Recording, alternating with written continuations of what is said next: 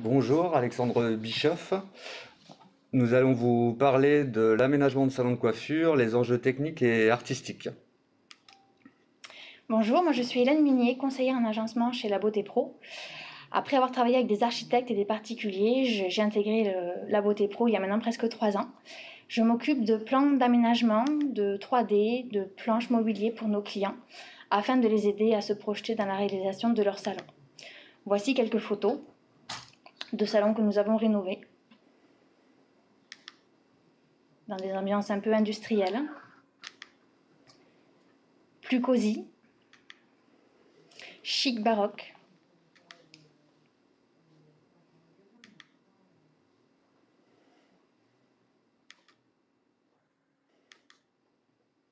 Donc, bonjour, je me présente Alexandre Bischoff.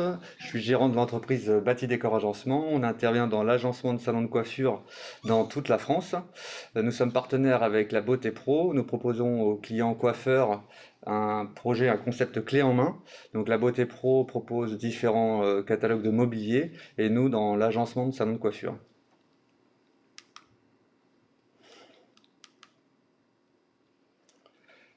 Donc pourquoi relooker son salon de coiffure, Hélène? Alors, il peut y avoir plusieurs facteurs qui peuvent vous amener à revoir l'aménagement de votre salon. Ça peut être un déménagement parce que vous changez de bail, vous achetez les murs ou tout simplement vous changez de local. Du coup, vous allez reprendre votre projet de A à Z et on va travailler avec Alexandre là-dessus.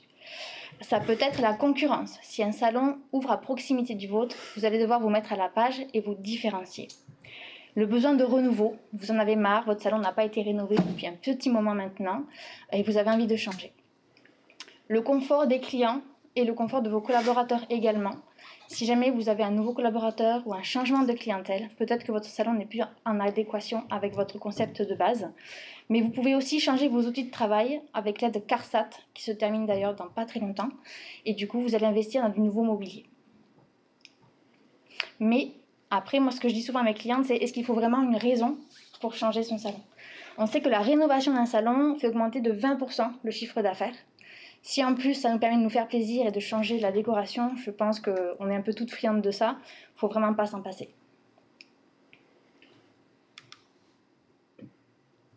Et pourquoi faire appel à un professionnel du coup?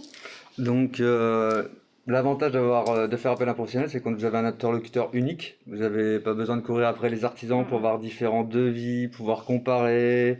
Il peut vous accompagner aussi sur les démarches administratives qui sont de plus en plus lourdes maintenant. Vous avez aussi le suivi de chantier, la gestion des plannings. On sait que la cohésion des artisans est quand même très compliquée. Le principal dans les travaux, c'est d'essayer de fermer C'est ça. le moins longtemps possible pour la perte de chiffre d'affaires. Et donc, il est très important de suivre les équipes et de gérer le planning au jour près, quoi.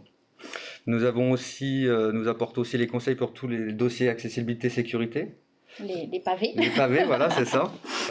On essaye aussi, par rapport au local, la situation du local, la taille du local, d'allier la fonctionnalité et le design aussi du concept.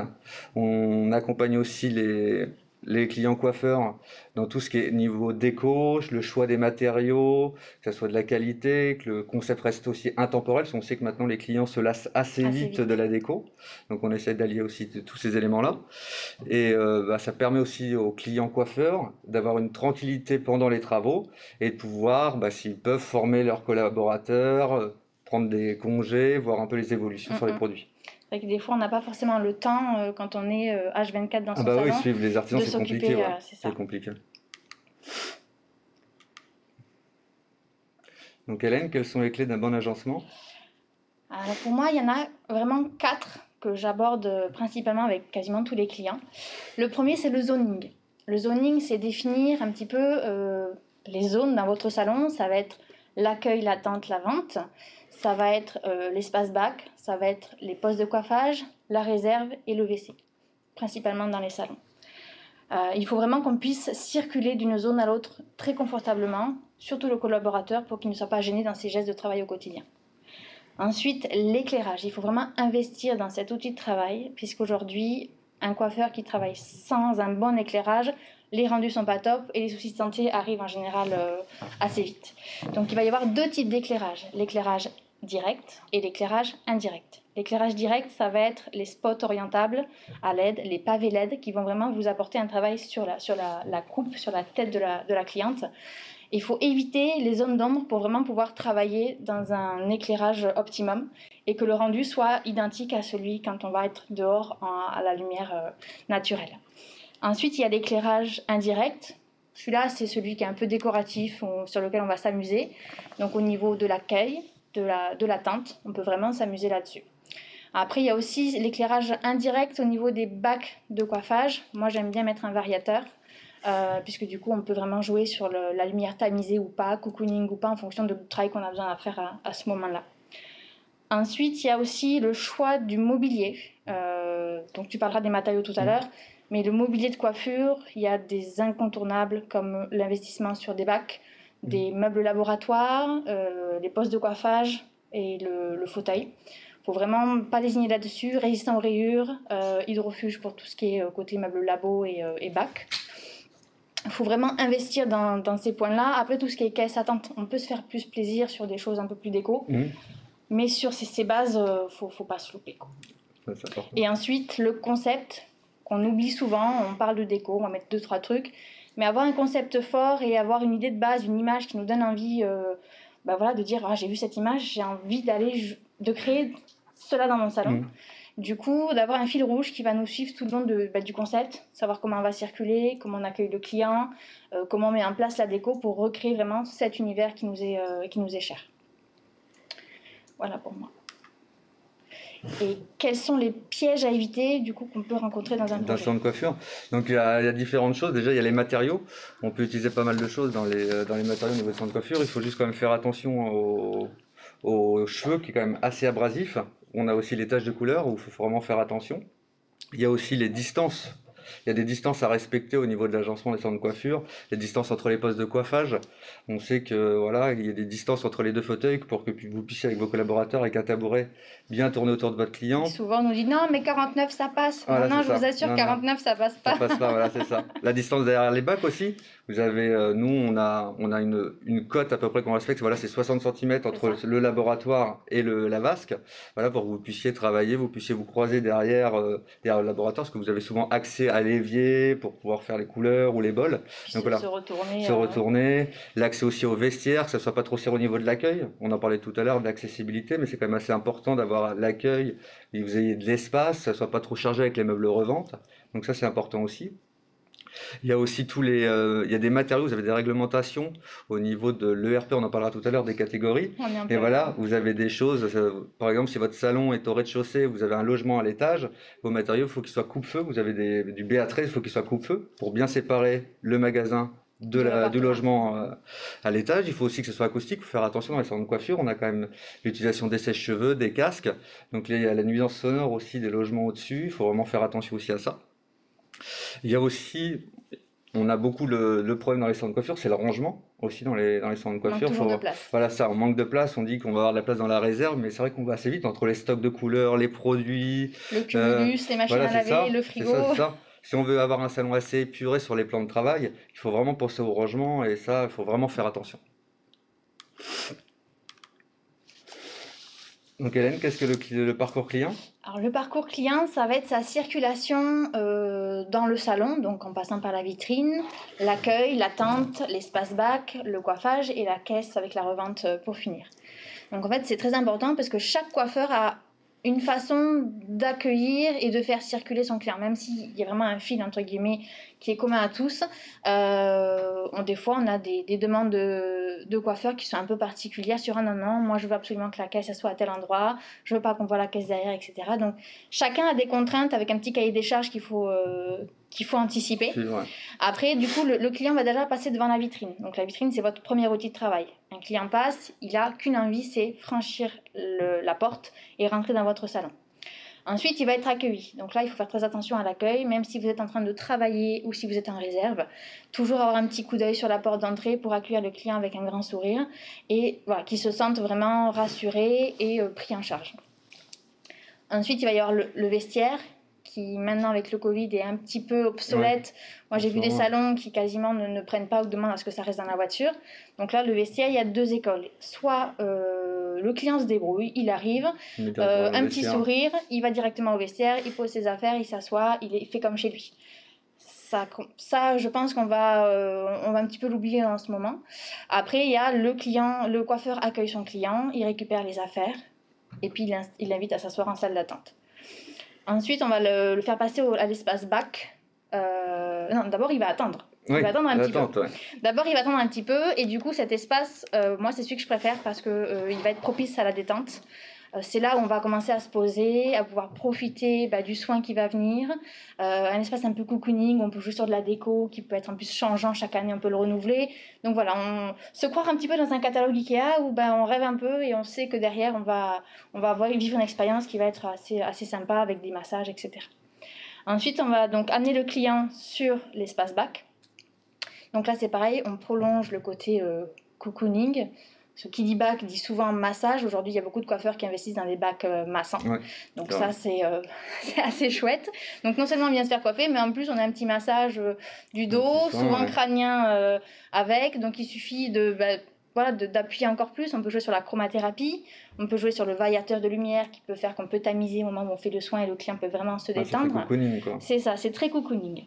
Ensuite, on va l'amener sur l'espace de coiffage. Donc là, il y a des coiffeurs et en fonction de la typologie du local qui veulent dissocier la coupe de la technique et l'espace barbier pour vraiment que tout soit identifié. Donc là c'est vraiment en fonction de ce que le coiffeur demande, de sa façon de travailler. Non, moi j'ai tout mélangé, ou moi j'aime bien dissocier la coupe pas loin des bacs pour pouvoir effectivement avoir les couleurs, etc. C'est vraiment comme chacun le sent. Ensuite il y a l'espace revente qui est un point qui est souvent négligé parce que les coiffeurs ne sont pas forcément vendeurs à la base. Après il faut le voir plutôt comme une continuité, c'est-à-dire qu'on prodigue un soin à un client à l'instant du salon.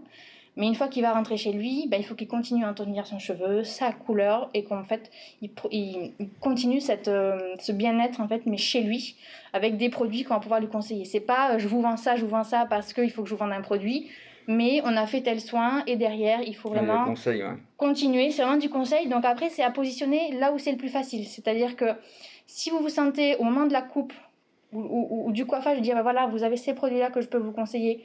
Pour votre cheveu, c'est tant mieux. Si c'est au niveau de la caisse, au moment de payer, en fait, vous avez les produits derrière, c'est vraiment là où vous vous sentez le plus à l'aise de le proposer. Et ensuite, donc, on passe à la caisse. Donc, moins une caisse ressemble à une caisse, plus, en fait, le client aura l'impression de repartir sur une touche hyper positive. Donc, il peut récupérer une carte de visite, il peut récupérer une carte de fidélité avec des points pour les prochaines fois, un petit cadeau à la fin, quelque chose qui va le laisser sur une note positive et dire, voilà, la prochaine fois, il ne tarde qu'une chose, c'est de revenir dans quelques jours, dans quelques semaines, dans quelques mois, pour continuer et revivre ça parce que c'était juste génial et un moment à part dans un monde où on court tout le temps. Oui, tout à fait. Un moment pour soi. C'est ça. Et question matériaux. Donc, question matériaux, il y a énormément de matériaux qu'on peut utiliser dans le salon de coiffure. On peut vraiment se faire plaisir. En plus, il y a eu énormément d'évolution dans les matériaux. On peut démarrer par le sol. Donc, il faut juste faire attention, je le disais tout à l'heure, pour les cheveux. Les cheveux, c'est vraiment très abrasif. Les couleurs aussi qui tachent. Les ciseaux. Ouais, les ciseaux aussi. Donc, nous, ce qu'on conseille, chez Bati Décor Agencement, c'est le carrelage. En plus, il y a eu énormément d'évolution dans le carrelage. Vous pouvez faire des choses qui sont magnifiques. Vous avez soit de l'effet bois, vous pouvez avoir des grandes dalles, vous pouvez avoir des grandes lames, soit de l'effet béton ciré, de l'effet pierre. Là, il y a énormément de choix au niveau du carrelage. Il y a aussi un peu le parquet. Il faut quand même faire attention, mais on peut encore utiliser le parquet stratifié. Même partager sur le... Surtout avec les roulettes où en fait ça se raye très facilement. Et les cheveux aussi qui peuvent l'user. C'est vrai qu'on voit énormément autour des fauteuils l'usure des roulettes et des cheveux, mais quand c'est de la bonne qualité, on peut encore le faire. Le sol PVC, c'est quand même encore compliqué. Vous avez les taches de couleur qui viennent sur le PVC. C'est pas cher, c'est facile à mise en œuvre, mais par contre, ça migre à l'intérieur. Après, en fait, vous êtes vraiment esclave de votre sol. Vous êtes toujours obligé de faire attention. Pour le moment, il n'y a pas eu assez d'évolution dans la coiffure, même si on a essayé d'utiliser des vernis. On a fait beaucoup d'essais, et pour l'instant, c'est pas encore concret. Ouais. Donc, au niveau des matériaux, aussi parler des effets bois. C'est vrai qu'en ce moment, on utilise quand même énormément de bois naturel. C'est un concept qui plaît beaucoup. Il faut juste faire attention au bois naturel. Pareil pour les taches de couleur. Il faut vraiment essayer de soit le vernir, soit de le cirer et de l'entretenir. C'est quand même très, très, très important. Ou petite plaque de protection en verre sur le dessus. Voilà, c'est ça. Sur les plans de travail, c'est important. Ouais. Soit un petit verre dépoli, comme ça, c'est souvent quand on met du verre clair, on voit les cheveux qui se glissent dessous. Donc nous, on utilise souvent un verre dépoli, comme ça, plus facile C'est d'entretien. une petite astuce. Voilà, c'est ça, c'est ça. Le mobilier aussi, c'est important de prendre du mobilier de qualité. Parce que vous avez les taches de couleur, vous avez les lacs, donc il faut vraiment faire appel à des professionnels pour pouvoir acheter le mobilier. Après, au niveau de l'entretien, il faut rester assez simple pour le sol aussi. Moi, je conseille à mes clients d'utiliser du savon noir, vous avez du vinaigre blanc, mais voilà, pas de choses abrasives, surtout pour les piétements d'inox, même pour le mobilier, les stratifiés sont quand même très costauds, mais voilà, il faut rester assez simple dans Si on l'entretien. met un peu de soude, il ne va pas être costaud Voilà, c'est longtemps. ça, Donc... c'est ça. Restez ça, simple et sur puis l'entretien. les couleurs foncées, sur Ouais, tout ce qui les est couleurs fauteuil. foncées, ouais. Souvent, Pas partir dans des choses claires, même des rouges clairs, le blanc, c'est vraiment à proscrire, que ce soit les fauteuils ou les bacs. Voilà, moi, je le conseille pas. Après, c'est devenu trop oui, on compliqué en a à un faire. qui arrive, je veux du blanc. Bon, Voilà. et ben, Non, on essaie de faire changer d'avis 5 minutes et Non, après, faut vraiment bah, rester sur des couleurs assez foncées, ouais. Tout à fait. on mettra des couleurs claires et des couleurs Ouais, sur les dans la murs déco, et sur ouais. le papier peint, on fera de la déco Ouais, avec. il y a plein de choses à faire avec le clair. Là, vous pouvez le voir sur la photo. Là, donc, on a une caisse en chêne naturelle, mais on l'a verni pour pouvoir le protéger, pour protéger la caisse. Et le sol, on le voit un peu aussi. Là, c'est un effet bois. Voilà, type haussmannien, c'est des dalles de 75-75. Et donc, on a vraiment l'impression de marcher sur le parquet, quoi. Mais vous avez l'avantage de l'entretien du carrelage. Moi, le carrelage, j'aime beaucoup. Je trouve que c'est le matériau qui est le... C'est l'idéal pour le salon de Oui, coiffure. oui. C'est l'idéal. Et la déco dans tout ça? Franchement, la déco, donc c'est là où on va pouvoir vraiment se faire plaisir. C'est-à-dire que je compare souvent à une cuisine, c'est-à-dire qu'une cuisine, il faut qu'elle soit sobre. Il y a eu les grandes tendances des cuisines rouges. Et puis en fait, quand on la rouge, au bout de 2-3 ans, quand on s'en lasse, on va pas changer de cuisine. Donc moi, je pars du principe qu'il faut prendre un mobilier de base, standard, un sol, pareil, un effet bois, un gris, un effet béton, qui soit vraiment très neutre. Et ensuite, de rajouter derrière des éléments décoratifs. Ça va être un miroir, ça va être une table basse, ça va être une attente un peu sympa. Ouais. Souvent, les clients prennent des attentes dans des magazines un peu déco. Ouais, comme ça, on peut changer assez souvent. En attente professionnelle, on n'a pas de très très belles choses. Par contre, voilà, c'est vrai qu'en attente, on peut vraiment se faire plaisir. Mais encore une fois, il suffit qu'une cliente vienne abîmer un fauteuil. Si on n'a pas investi dans une bonne matière non plus. Donc, il faut faire attention là-dessus. Voilà, ça va être apporter des touches, du papier peint, un mur de couleur, vraiment se faire plaisir avec une ambiance qu'on peut changer l'année prochaine. Ouais, c'est ça, il faut le faire évoluer, quoi. C'est important, il ne faut pas rester sur 10 ans non, et la même décoration, quoi. Non, parce que ça, on le voit, les magazines aujourd'hui changent très très vite. On a envie de changement très souvent, même chez soi, on change la déco très régulièrement. Et on peut le faire dans un salon, en fait, parce qu'il suffit d'investir dans du mobilier de base. Et ensuite, c'est vraiment quelques objets par-ci par-là. Ouais, on va le voir sur les planches mobilier. Donc, on a des ambiances un peu botaniques pour l'année 2020 que l'on peut appliquer en salon, en fait. Si on enlève vraiment toute la partie décoration, petits objets, en fait, on a un salon classique. Et il suffit de rajouter un peu de verdure, un petit peu de vert. Le côté ethnique bohème aussi a été très présent sur cette année. Donc là, on rajoute des tapis, des miroirs, encore une fois de la plante réelle ou fausse, ça c'est à votre main verte de juger. Et l'ambiance Scandicraft qui date aussi d'il y a un petit moment puisqu'on était sur l'ambiance scandinave qu'on décline un petit peu plus naturellement. Pour la durée des travaux, combien on compte à peu près pour un salon? Donc c'est un peu compliqué de répondre à cette question. En fait, tout dépend du local aussi, de comment on démarre. 15 jours, une semaine, enfin une semaine. 3 jours. Donc nous, chez Bâti Décor Agencement, quand on démarre d'un local brut de béton, donc vraiment parpaing, pas la chape, pas la vitrine, il nous faut 15 jours, week-end compris, pour réaliser l'ensemble des travaux. On se coordonne avec la Beauté Pro qui s'occupe du mobilier, on gère ensemble la livraison et le client vraiment s'occupe de rien. Et on met 15 jours en passant par le placo, la vitrine, l'électricité, la plomberie, on s'occupe vraiment de tout en 15 jours. Après, quand vous passez directement avec des artisans, là c'est quand même un peu plus compliqué à coordonner. Moi je dirais si vous passez directement avec des artisans, il faut compter 1 à 2 semaines supplémentaires. 3-4 semaines. 3-4 semaines. Mais voilà. Et on a aussi créé un concept, ça fait quelques années qu'on propose ça à nos clients, c'est un relooking, en fait on appelle ça un relooking sur 6 jours ouvrés, donc du lundi au samedi. Vous pouvez, et encore, des fois, on arrive à finir le vendredi soir pour que vous puissiez ouvrir le samedi. Et en fait, on joue sur l'aspect couleur, on change un mur de couleur, on met du papier peint, on Vraiment la change le déco sol. avec les Voilà, petits objets. voilà, c'est ça. On change le carrelage au niveau des bacs, on fait un habillage bois sur le mur du fond. Et en fait, l'avantage, c'est que les travaux durent que 6 jours, donc vous avez une perte de chiffre d'affaires qui est moindre que fermer 15 jours. Et on peut aussi s'adapter sur des budgets un peu plus restreints. Et en 6 jours, vous métamorphosez votre salon. Voilà. Là, c'est un chantier qu'on a fait en, je crois, 8 jours. Voilà. On a changé le sol en effet bois. On est passé sur un effet bois. On a mis un claustrat devant les bacs, parce qu'avant, vous aviez un meuble revente qui fermait complètement les bacs. Ouais. Donc là, on a fait un claustrat. Et en fait, selon l'orientation du claustrat, quand vous êtes derrière les bacs droits, vous voyez ce qui se passe derrière. Et à l'entrée, en fait, vous voyez pas, vous voyez pas les bacs.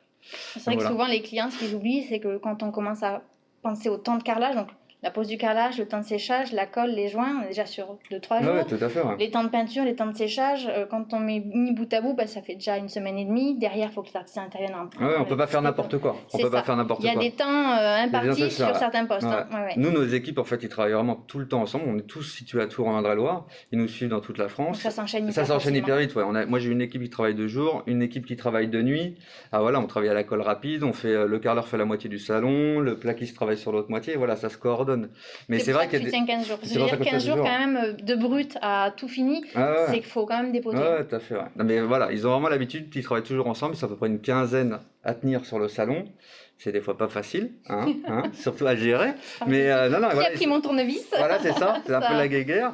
Mais non, s'ils sont bien organisés, voilà, on a des délais de séchage. Maintenant, avec le carrelage, on travaille quand même beaucoup avec de la colle rapide. Donc voilà, ça marche bien. Mais oui, c'est un sacré challenge. Mais voilà, 15 jours, c'est faisable. Après, je vous dis, quand vous passez directement des artisans, faut quand même faire attention parce que voilà, cette coordination est là, on ne sait pas si l'électricien va venir, le plombier vient pas, le plaquiste peut pas avancer. Ah, voilà, c'est vraiment une gestion qui est quand même assez importante et je dis, il faut passer directement les artisans, il faut compter au moins 3-4 semaines. C'est un vrai métier. C'est ça, comme la coiffure. Et du coup, à peu près, quel est le coût de travaux d'une rénovation de salon? Alors là, c'est pareil, tout dépend de plusieurs choses. Déjà, la catégorie du local. Donc en fait, la catégorie, c'est les ERP. Vous avez des ERP première catégorie, deuxième catégorie, cinquième catégorie. Donc ça, c'est directement soit par la première catégorie, c'est les centres commerciaux. Donc vous n'avez pas la même réglementation dans les centres commerciaux qu'en centre-ville. Vous avez tout ce qui est sprinkler, vous devez passer par un bureau de contrôle. Après, en retail park aussi, vous n'avez pas la même réglementation aussi sévère que les centres commerciaux, mais vous avez quand même le bureau de contrôle, voilà, des choses comme ça. Nous, quand on démarre d'un local brut, quand on parle, je vais vous donner plus un prix au mètre carré, on dit, c'est une fourchette quand même assez large, on va même dire une sacrée fourchette, on va dire de 800 à 1400 euros du mètre carré. On va compter, voilà. 800 à 1400 euros du mètre carré, c'est une fourchette assez large. Après, ça varie selon le mobilier que vous allez choisir, les matériaux que vous allez choisir au niveau du sol, si vous prenez du bois naturel ou pas. Voilà. Et il faut se dire aussi que plus le salon est grand, plus le prix au mètre carré va baisser, parce qu'il y a des choses qui sont incompressibles. Dans un salon de 30 mètres carrés ou un salon de 120 mètres carrés, vous allez avoir un meuble laboratoire, même s'il est un peu plus grand, vous allez quand même avoir un meuble laboratoire, vous allez avoir un sanitaire, vous allez avoir des ballons d'eau chaude, une vitrine aussi. Donc voilà, plus le salon est grand, plus le prix au mètre carré diminue. Voilà. Et ça, c'est même pour de la rénovation. Ouais, même pour la rénovation. Tout à fait. Après, c'est pareil, la rénovation, tout dépend ce que vous allez avoir. Est-ce que le tableau électrique est pas aux normes, il y a tout à enlever? Des fois, ça peut être plus lourd à... Voilà, c'est ça. Est-ce que le plafond est en bon état ou pas? Voilà, en rénovation, c'est vrai qu'il peut y avoir de grosses différences. C'est pour ça que la fourchette est assez large. Il peut y avoir des surprises. C'est ça. Quelles sont les étapes avant justement d'entamer ces travaux? Donc les étapes, il faut vraiment faire attention parce que les réglementations ont vraiment évolué, c'est quand même assez strict. Vous voyez, vous voulez juste changer la peinture de votre façade. Je ne sais pas, c'était noir, vous voulez passer blanc. Et bien maintenant, il faut déposer un dossier en mairie juste pour une peinture. Il faut vraiment se dire ça. On peut plus faire n'importe quoi. Au niveau de l'agencement à l'intérieur du salon, si vous voulez changer l'emplacement des bacs, changer l'emplacement des postes de coiffage, c'est pareil, vous devez vraiment déposer un dossier. Donc nous, ce qu'on propose à nos clients, quand on refait un salon, soit en entier, soit partiellement au niveau des relooking, en fait, vous avez plusieurs dossiers. Vous avez le dossier sécurité. Donc sécurité, tout ce qui est incendie, les blocs de secours, là, vous avez des plans à fournir. Vous avez tout ce qui est accessibilité pour les personnes à mobilité réduite. Vous avez le dossier de façade. Donc soit vous modifiez la façade, soit vous faites une simple remise en peinture. Vous avez le dossier de l'enseigne, donc ça vous fait 4 dossiers à faire. Dans chaque dossier, vous avez des plans à fournir, des montages photos, des notices, des CERFA. Voilà, il y a en moyenne, c'est à peu près tout ça en 5 exemplaires, ça vous fait un bon 3 gros kilos, dossier. voilà, 3 kilos de papier. Plus quand vous êtes en ERP première catégorie ou 5e catégorie, vous avez aussi le rapport du bureau de contrôle. Tu vas nous les décourager là. Voilà, c'est ça. Non, c'est vrai que c'est quand même assez lourd. Oui. C'est quand même assez lourd.